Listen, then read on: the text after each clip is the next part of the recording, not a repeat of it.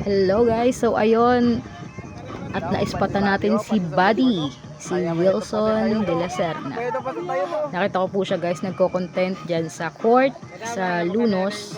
So ayan, nagbandali din akong umakyat para makuhanan din siya. Nakakatuwa lang kasi ang lakas ng loob niyang magsasayaw dyan sa ibabaw, sa bubong ng covered court ng Lunos na nakaganyan lang. Actually, uwian na yun ng mga estudyante. Kaya ang dami ding nanonood sa kalsada, mga dumadaan, nagtataka kung sino yung sumasayaw sa taas.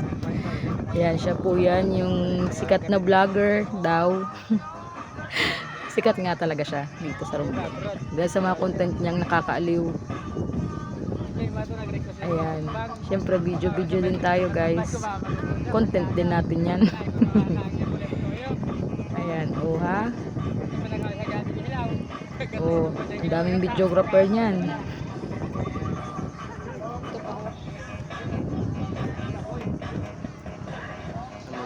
May mga nakaabang pa doon, nagbibideo din, oh.